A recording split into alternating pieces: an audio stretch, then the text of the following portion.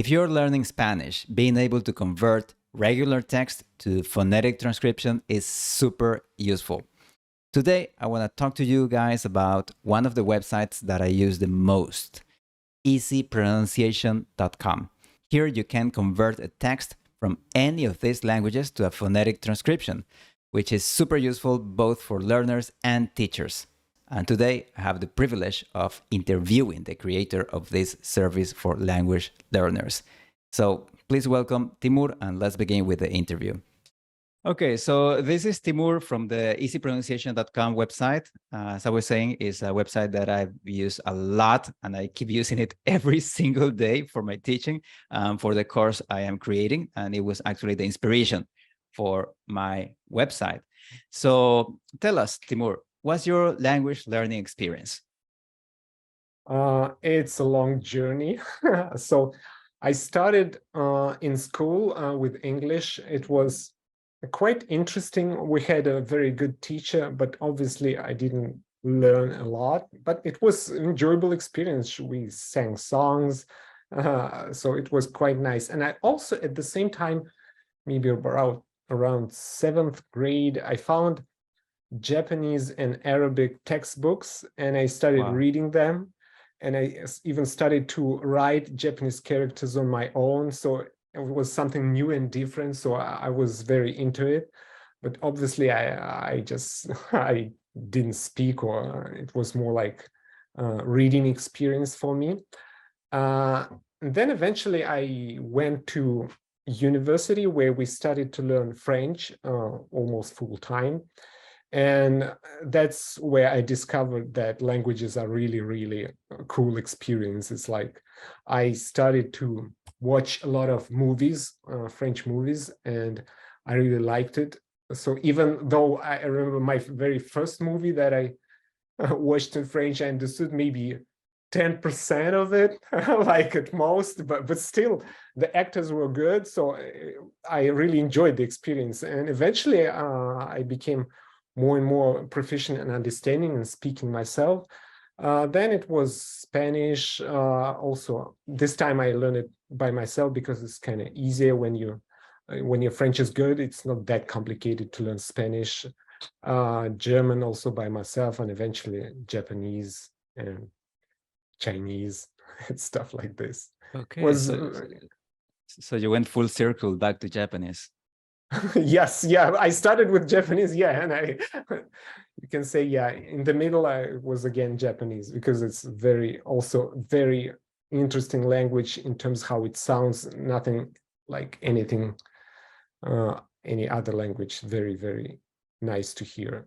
Okay, do you remember the name of that French movie?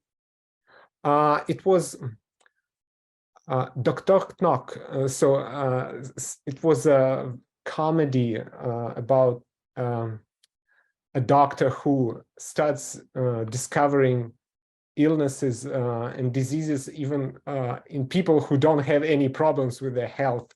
It was kind of funny. So he moves to a very remote village and where everyone is healthy, but 1 year after he's been in this village, like everyone is has some kind of a disease that he didn't know that he had. So it was kind of funny movie.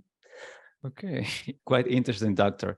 So maybe can you share any funny or embarrassing experiences that you have had because you mispronounced a word in a language you were learning?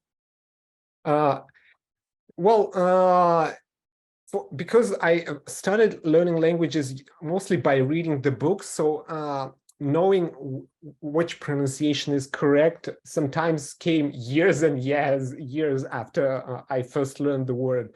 For example, even the word close or close in English, they mean different things, but only much later I realized that you should use them also and pronounce them differently. So, and even recently, when I am too excited and I speak too fast, I may mispronounce some words. For example, I was trying to explain something about lions, like animal lion, And the person who I was talking to thought I was talking about lines, like straight lines. Just one little schwa sound, but it made a difference. So, Yeah. And where did you become interested in pronunciation? good question. Probably like really interested in pronunciation when I came to Canada. It was maybe around 2009 or 10 when I was starting to create my website for people who learn foreign languages. I realized that it's crucial to be able to pronounce the words correctly. And I started creating these online tools to help people learn. So I would say it was around 2009, 2010. Before I was learning, I was like enjoying the process, but like really to make it the major thing for me, I think around 2009, 2010. Okay. And how did your website start, the EasyPronunciation.com website start? I guess it was very different at the beginning. Yeah, it was very, at first it was the name of the website, learnforeignlanguagephonetics.com. It's like 4 words. So, and it took me like 2 years to realize that I should change the name. But yeah, I started with the English phonetic converter. So I found, I'm Russian, as we discussed, as I told you before the interview. And in Russia, we have a lot of ways to find stuff online, which are not very legal. So I found this dictionary, which was one of American English dictionaries on one of the Russian websites. I don't think it's there anymore. And it was already like fully like in text format. So at the time I was, and I'm still into like into programming. So I know PHP very well, how to like do things with text. So it took me like maybe a week or so to extract the information from this dictionary into into a database and create my first like you can say prototype of this English phonetic converter. It was very good because at the time there I think there was 1 or 2 competitors. Well, it's fantastic for Spanish because, you know, there's no other phonetic converter for Spanish that works with full sentences. I know, for example, I believe it's the Cambridge Dictionary. It only has individual words and in a very specific format. So if you want a different format, no, you can do nothing. And if you want to search for a full sentence, you have to search for each individual word. So yeah, congratulations. It's really, really a fantastic project for Spanish. So maybe you can give us an overview of the most used tools in your website, the ones that users use the most. Okay, yeah, I will give this overview, but first of all, since you mentioned it, I want to say thank you because like I think it was in September, the email that you sent me with all the suggestions, it was like really, really helpful.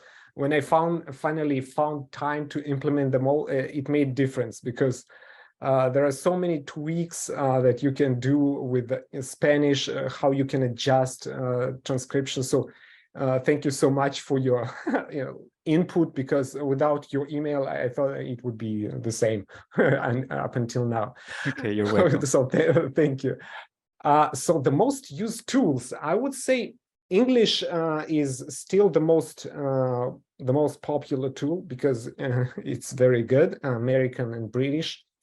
The next comes French, because also in French, it seems that the pronunciation rules are quite strict, but in reality, they're very, very complicated, a lot of exceptions. So if you learn French, it will take you a while to realize that there are a lot of tweaks, like a lot of words that are apparently spelled very similar, but they're pronounced differently. And this tool is very popular because people realize that it's one great way to learn French. And another thing, the third actually is Japanese converter, because recently a lot of Chinese people started using it. I checked the statistics, and it seems like a lot of Chinese people learn Japanese. So, and they also discovered my Japanese converter, and they started using it. So English, French, Japanese. Okay, so they're using it from China. Yes. Okay, interesting. Yeah, it's nice to know you have users over there, because you know Yes. China is a bit isolated. Yes. For a very long time, I translated the website in Chinese a long time ago, but it took like maybe 2 or 3 years before I saw like a lot of people coming from China. So it was a very long process to get them. Okay, they don't fantastic. always buy the subscription, but they use it, the website. Okay, so we've been talking for a while about phonetic transcription, but maybe some people are not familiar with what it actually is and what it isn't. I remember someone on Reddit assumed that it was like translating to a different language. So maybe could you please explain what phonetic transcription is to a monolingual English speaker who has never seriously tried to learn a foreign language? Yes, basically phonetic transcription is a way to visually represent how the sounds are pronounced, how a word is pronounced. If you only know English and you're monolingual native English speaker, let's take the word caught, for example. It's C-A-U-G-H-T. So there's a lot of letters like GH in the middle, like you can forget them. They're not pronounced. So probably when you were really young, someone explained to you that when you see this word, you just say caught. You don't pronounce like this letters in the middle. And AU also is pronounced as one sound. And even in some dictionaries for native language speakers, they also use their own system of showing how to pronounce words. And with such system, there would be usually 3 symbols or letters that would indicate the pronunciation of this word caught. So it's quite easy because some English words are very like pronounced in unpredictable manner. So you really need to know the phonetic transcription for such words. Yeah, I know. In English, you have science and you have conscience. You don't have conscience. Yeah, that's a funny one. Okay. Okay.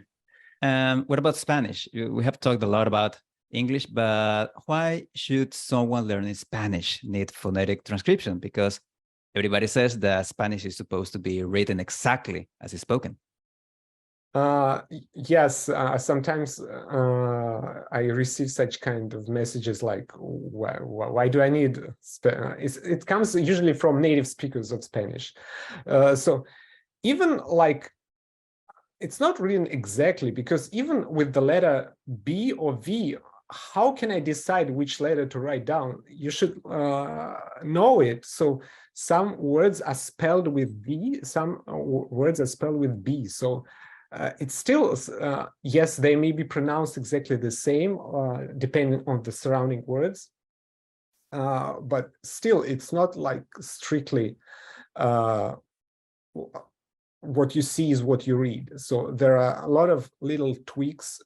And also, when I was preparing for this interview, just out of curiosity, I checked the algorithm for my Spanish converter, and it contains like 1,200 lines of code. So because there's a lot of little details that I wanted to represent for someone who learns Spanish that can be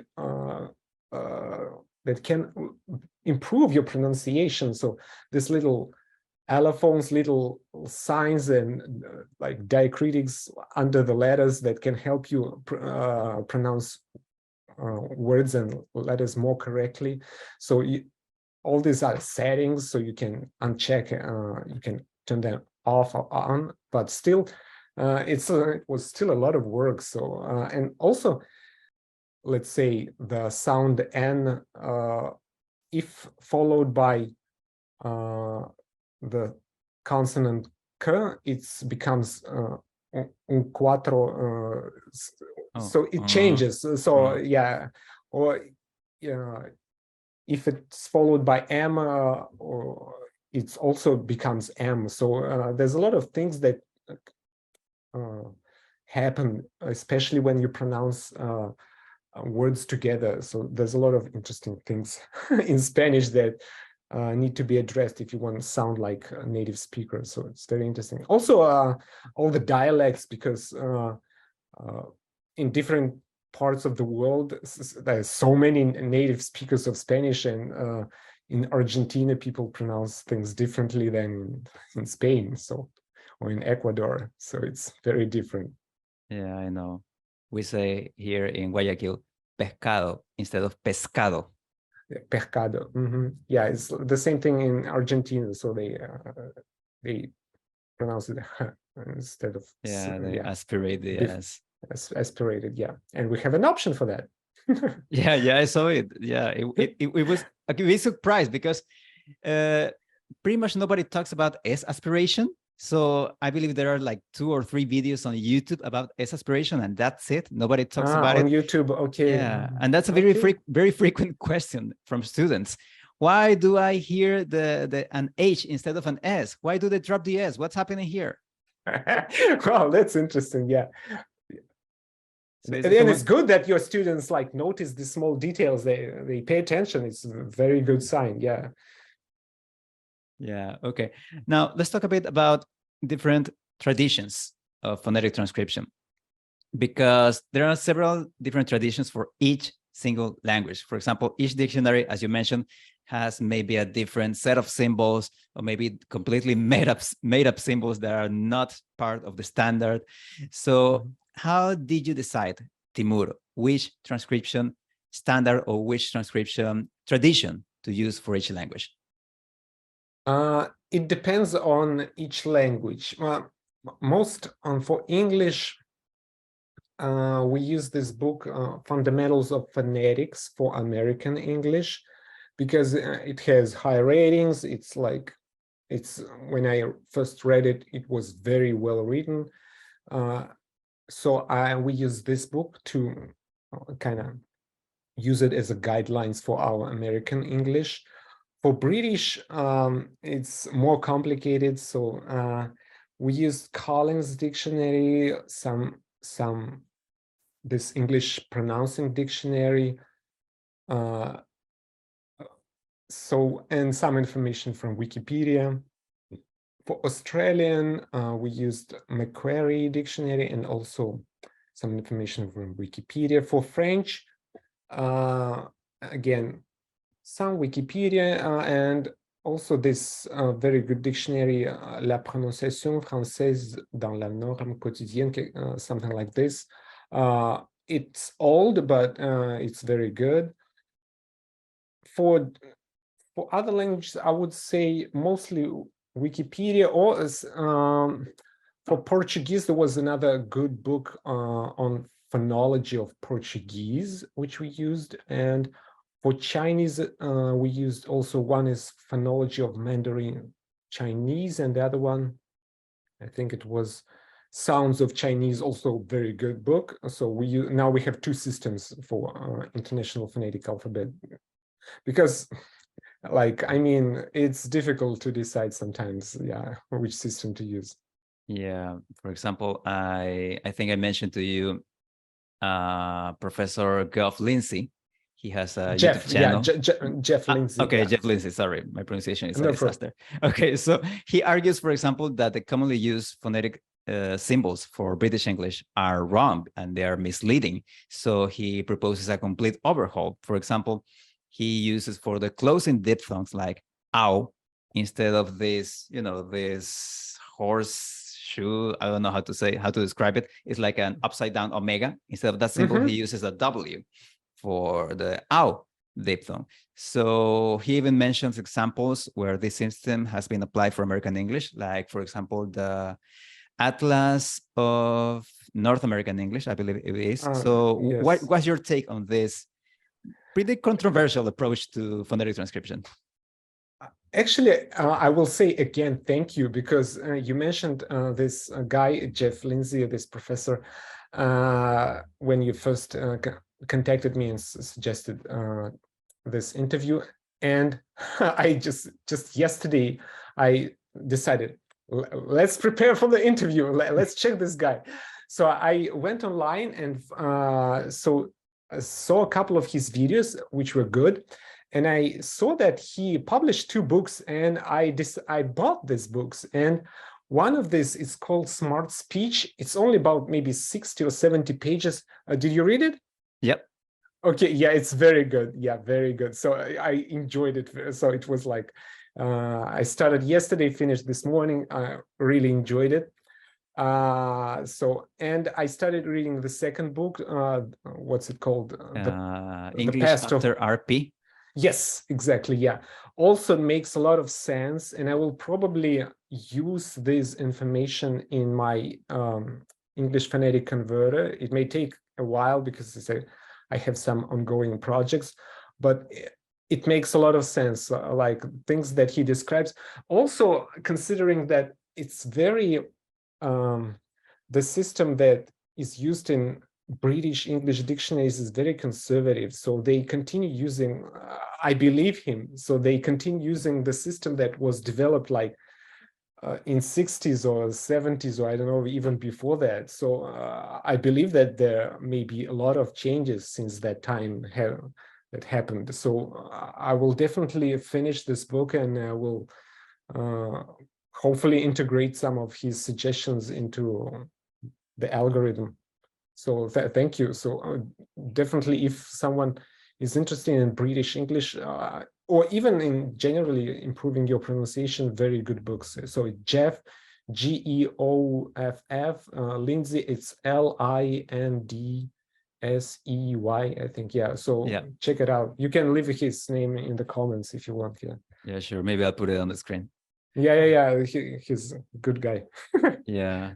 Yeah, it was quite an eye-opener because I Yes, realized I was mispronouncing a lot of English words before I started watching his videos. Okay. So you just okay, perfect. Yeah. Yeah, so let's go back to Spanish. So Okay. let's say a student uses EasyPronunciation.com to create a phonetic transcription of a Spanish text, but he doesn't know the meaning of a few of the symbols. For example, he doesn't know what that beta symbol is. So what would be your #1 recommendation for such a student so he can quickly learn what the unknown symbols mean? Well, we have for Spanish, we have recordings of maybe 10,000 words by native speakers who slowly pronounce them. So you can just click the audio icon, and you will see the word. You will see the word's phonetic transcription, also how it's pronounced by a native speaker. So this way, and it's important actually, this way, when you hear the word and pronounced slowly, and you also at the same time see this beta symbol, your brain will connect the sound with the image of the symbol. So this way you will learn what this symbol means, but there's no way about it. You need to listen and watch simultaneously. And we also have this vocabulary builder for Mexican Spanish, which also has phonetic transcription for all the text. So it's another great way to learn how, like, the matching of the phonetic transcription with the sound. So definitely recommend it. So all the most common words have a recording? Yes. It's 10,000 words that we hired two people, one man and one woman from Mexico. Yeah, you can just. Okay, that's a bigger project than I imagined. Okay, well, yes. Okay, you've done a lot of work for language students. So I want to ask, of all the languages available for phonetic transcription on your website, which one has given you the biggest amount of work or the biggest amount of headaches? Amount of work, I would say English, French, and Japanese were like the most time consuming. So English, like I mentioned, for French, I had to describe all these rules like pronunciation rules in French with there's so many exceptions. Like I think there's 3,000 lines of code for French, and it doesn't include the dictionaries with 60 or 70,000 of words. So it was a very complex algorithm. For English too, there was a lot of work because we had to proofread a lot of dictionaries. Like for American, we used maybe 2 or 3 for no, wait a second, even more, 3 or 4 for American, 2 for British. So it's also a lot of work. So to scan the dictionaries, to send them to people, so create like a really nice like interface for people that so they would be able to see the scanned page and enter the words themselves, so to expand our database. So it was a lot of work, yeah, in English, French, and Japanese too. Okay, so I guess Spanish is more rules-based, more Yes, algorithm-based. yeah. Spanish is mostly rules-based. Yeah, it was also a lot of work, but not as much as with English or French, because with English or French, we had to use printed dictionaries. With Spanish, it's mostly these 2 books, Manual de Fonología Españolas, and the other one that you mentioned, I think. Anyway, we use 2 books, and if you read the book, you can just like apply these rules to any Spanish word. So it was quite straightforward. Yeah. By the way, thank you for the recommendation. That was fantastic book. Manual de Fonética y Fonología Españolas. Yes, exactly. Okay. Do you have any other advice for language learners, specifically for Spanish? For Spanish, pick a dialect that you like the most.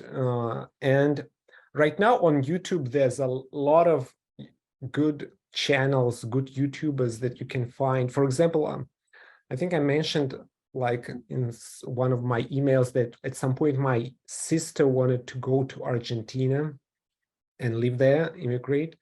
Unfortunately, didn't work for them.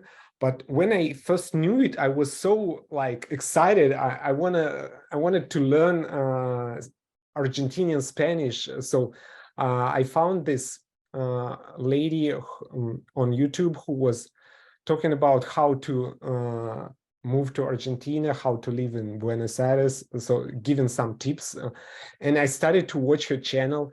She was speaking really fast, but still, right now, YouTube has this option to generate Spanish subtitles for, and it surprisingly, it was very, very good. The subtitles that was automatically generated for Argentinian Spanish for her channel, like it was like 95% match of what she was saying. So I watched a lot of her videos with and without subtitles, and I really like the way how she uses her intonation, her body, like a lot of gesticulation, like gestures, like usually I don't do a lot of gestures like this, but it was fun to watch her and I really enjoyed. So if someone wants to learn Spanish, so pick one dialect, find someone that you really like on YouTube, man, woman, doesn't matter, and start just imitating this person. So just become connected with this guy on the screen. It really helps. Okay, thank you. Let's talk about frequency counters. You have some frequency counters on EasyPronunciation.com. So how did you become interested in the subject of word frequency? Well, there's one little story I wanted to tell you. It's when I was still in Russia and I was learning Japanese. I think it was maybe second year of my studies. I was taking this free course, so it was like maybe 2 or 3 times a week. And the teacher, she gave us the list of characters that we supposed to learn for this lesson. And the Japanese characters were relatively frequent, but she wanted to give us all the meanings for each character. And some word for one character, some meaning was so rare. I mean, it was related to some, leaf buds. So when the leaf is like very it's like a bud, a little bud on the branch of a tree. So it was some kind of a verb related to the development of this bud. So I thought, why on earth I would need this botanical term? Like I can't like even ask people very basic things. Why would I? So I was kind of upset of this about this approach to give us like dictionary entry for each character, and you learn it the way you want. So and eventually, when I was into this web design and programming, I thought, oh, I can create some tools that would help people to understand, to quickly check whether a text or subtitles have very useful or like frequently used words or not. So, and it was pretty easy to do actually. So, and now you can upload your subtitles for any movie and check how many frequently used words you have in your file, or maybe less frequently used words in the title. Okay. Yeah, I think we both agree that prioritizing common words is very good for language learners, because this way you're not going to waste your time. But Absolutely. how would you recommend a student to do this prioritization if he's following a course that does not prioritize common words? Okay, so it depends. So if you really like the course, for example, it's a good video course, or even audio may be okay. But if you like the actors, if you feel connected to the material, to the what is happening like with the characters in your course, it may be okay if even if the words are pretty rare. But if it's boring and the words are rare, so I would just change the course. So it's mostly about your motivation, connection with the video and audio that you use when you learn. So if you're motivated, it gives you energy, you want to learn more and more, you want to continue, it's okay if the course contains some rare words. But if you're not connected, if you're not motivated, if you feel like it's a chore, if it's like you're bored, so change. So do something, find something different.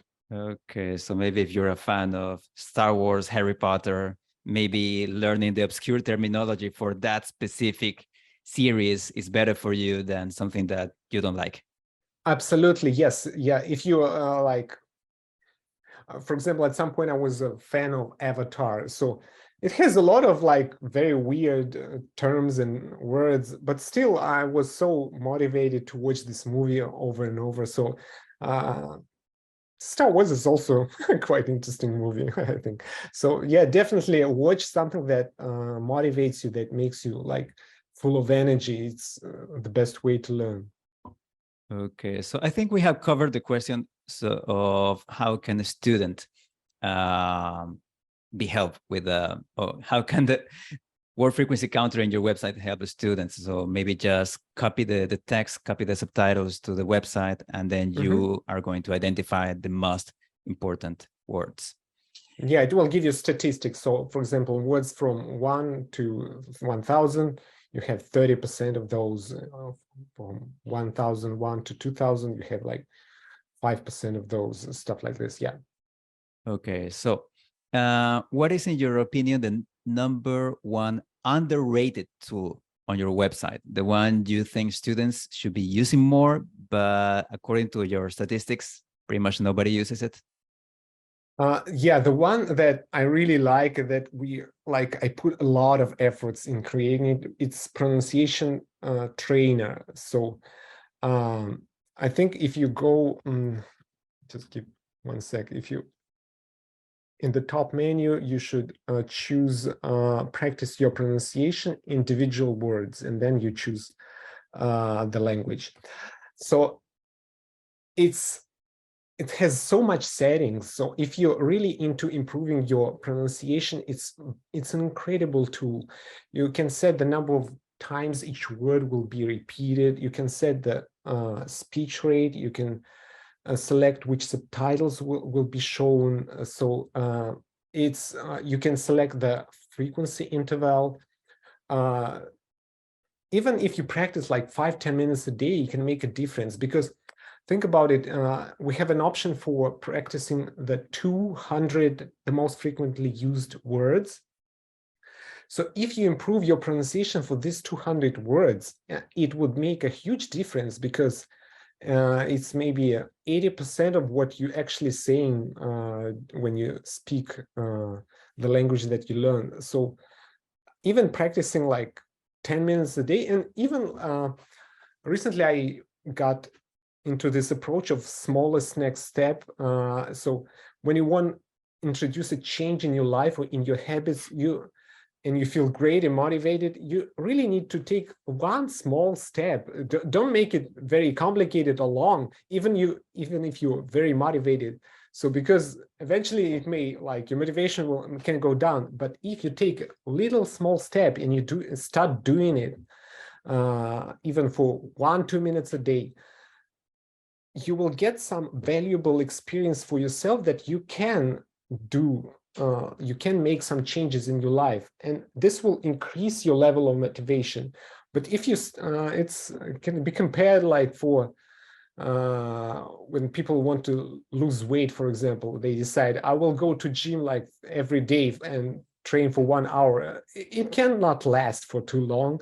Or I will stop eating junk food right away. So it cannot last for too long. So, but if you introduce like small little changes every day, eventually it will become a new way of life. So you can do the same thing with languages. So just start with 5 minutes a day by regularly practicing, and with time, you will have the experience of success of even with 5 minutes a day, and eventually you can increase this time. And I think it's a great way to change your habits and achieve your goals. Yeah, really recommend it. Yeah, it sounds like a plan for improving your pronunciation, then, especially in English, which is very difficult. Okay. What plans do you have for your website, for easypronunciation.com? I want to create some kind of a maybe newsletter or a set of little short articles that would describe what steps you can take, just like what I was talking about with the smallest next step. So what can you do, like really small, really simple, really easy every day to start like moving in the right direction? Because even now there's a lot of information on the internet how you're supposed to learn languages. Some people say one thing, some people other things, and sometimes it's contradictory. And even if we take the most popular websites, like let's say Duolingo, there's a big problem with Duolingo. In order to progress, you need to translate into your native language. So each lesson they ask you to translate. So for example, if I want to learn Spanish and my native language is English, they ask me to translate back and forth, and it's such a waste of my time. It's really not the best way to learn language. It's more, for example, if I'll give you another example. For example, if I'm a professional basketball player and I want to play golf, I don't want to compare each movement in basketball with the movement in golf.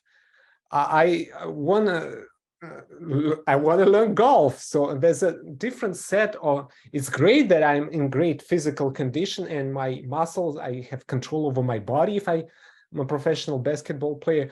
But I don't want to compare each movement when I throw a ball with the movement of the golfing club. It's a waste of time. So the same thing goes for learning a language. If you want to progress quickly, forget about basketball, like forget about your native language. You just copy your new language, your new skill. It's that simple. So you're telling me that golf doesn't have a way to say goal? I don't know. Maybe it does, but it's different type of sports, and you just start from scratch. Yeah. And another thing, right now we also proofreading some database for American and British English, like making sure that it has very, very accurate transcriptions. And eventually, I think I will also improve that Japanese, because I found a way to expand the database pretty quickly. So we have some good plans for our website. Yeah, that's nice, because I know Japanese has the most difficult to learn writing system in the planet. Well, Chinese too, yes, yeah, they're complicated. I agree, yeah. Yeah, but I know Japanese has like 12 different readings sometimes for the same character. Yeah. I agree, yeah, that's complicated. Yeah, sometimes not even Japanese people know how to read it. Okay. Okay, I'm pretty sure all the work you've been doing on your website has a very high cost. So how can language learners help your website?